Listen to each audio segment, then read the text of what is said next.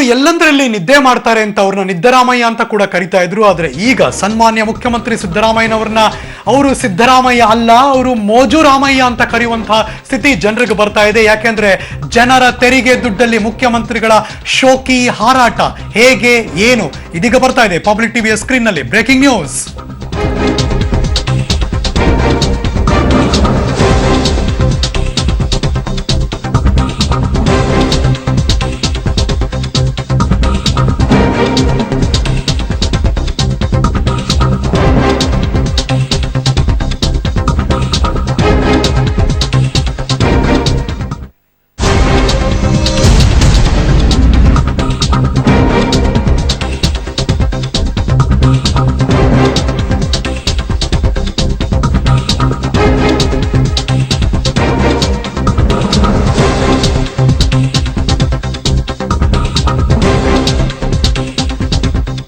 Public ಟಿವಿಗೆ ಸಿಕ್ಕಿರುವಂತಹ ನಿಖರವಾದಂತಹ ಮಾಹಿತಿ ಮೇರೆಗೆನೆ ಇದನ್ನ ಪ್ರಸಾರ ಮಾಡ್ತಿದ್ದೀವಿ. ಪಬ್ಲಿಕ್ ಟಿವಿಗೆ ಸಿಕ್ಕಿದೆ ಸಿದ್ದರಾಮಯ್ಯನವರ ಈ ಮೋಜಿನ ಮಾಹಿತಿ.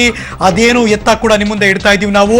ರಾಜ್ಯಪಾಲರದಾಯ್ತು, ಸಚಿವರುಗಳಾಯ್ತು, ಈಗ ಮುಖ್ಯಮಂತ್ರಿಯವರ ಮೋಜು ಮಸ್ತಿಯ ಕಥೆ ಇದು. ಅಷ್ಟಕ್ಕೂ ಮುಖ್ಯಮಂತ್ರಿಯವರು ಮಾಡಿದಂತಹ ಆ ಮೋಜ್ ಏನು ಅನ್ನೋದನ್ನ ಕೆಲವೇ ಕ್ಷಣದಲ್ಲಿ ನಾವು ನಿಮಗೆ ತೋರಿಸ್ತೀವಿ. ಬಹುಶಃ ಇತ್ತೀಚೆಗೆ ಅವರು ಕೊಟ್ಟಂತ ಅವರ ಹೇಳಿಕೆಗಳನ್ನು ಕೂಡ ನಾವು ನೆನಪು ಮಾಡ್ತೀವಿ. ಅವರು ಹೇಳಿಕೆ ಕೊಟ್ಟಂತಹ ರೀತಿ, ಈಗ ಅವರು ನಡೆದುಕೊಳ್ತಿರುವಂತಹ ಪರಿ, ಇದನ್ನ ನೋಡೋಕೆ ಶುರು ಮಾಡಿದ್ರೆ ಸಿದ್ದರಾಮಯ್ಯನವರ ಈ ನಡೆ ಬಹುಶಃ ಬೇರೆಯವ್ರಿಗಿಂತ ಏನು ಭಿನ್ನವಾಗಿಲ್ಲ. ಬೇರೆ ಬೇರೆ ಸಂದರ್ಭದಲ್ಲಿ ಅಂದ್ರೆ ಘನತೆವೆತ್ತ ರಾಜ್ಯಪಾಲರಾಗಿರ್ಲಿ ಅಥವಾ ಬೇರೆ ದೊಡ್ಡ ದೊಡ್ಡ ಪೋರ್ಟ್ಫೋಲಿಯೋ ಇಟ್ಕೊಂಡಿರುವಂತಹ ಮಂತ್ರಿವರ್ಯರಾಗಿರ್ಲಿ, ಸಚಿವರು, ಶಾಸಕರ ಬಗ್ಗೆ ಎಷ್ಟೋ ಸಂದರ್ಭದಲ್ಲಿ ಮಾಧ್ಯಮದವರು ಮೈಕ್ ಹಿಡಿದಾಗ ಮುಖ್ಯಮಂತ್ರಿಗಳು ಅದಕ್ಕೆ ಟೀಕೆ ಮಾಡಿದ್ರು. ವಿರೋಧ ಪಕ್ಷದವರು ಆ ತರಹ ಮಾಡಿದ್ದಾರೆ ಎಂದಾಗ ಅವಾಗ್ಲೂ ಚಾಟಿ ಬೀಸಿದ್ರು. ಆದರೆ ಸನ್ಮಾನ್ಯ ಮುಖ್ಯಮಂತ್ರಿಗಳೇ ಈಗ ಅದಕ್ಕೆ ಹಾಗೆ ಮಾಡ್ತಿದ್ದಾರೆ ಅನ್ನೋದಾದ್ರೆ ಇದನ್ನ ಏನ್ ಕರಿಬೇಕು, ಅದೇನು ಏನು ಕೆಲವೇ ಕ್ಷಣದಲ್ಲಿ ಎಲ್ಲವನ್ನು ಕೂಡ ನಿಮ್ಮ ಮುಂದೆ ಇಡ್ತಾ ಇದ್ದೀವಿ. ಇದೀಗ ಬರ್ತಾ ಇದೆ ಬ್ರೇಕಿಂಗ್ ನ್ಯೂಸ್. ಪಬ್ಲಿಕ್ ಟಿವಿಗೆ ಸಿಕ್ಕಿರುವಂತಹ ಆ ಮೋಜಿನ ಮಾಹಿತಿ.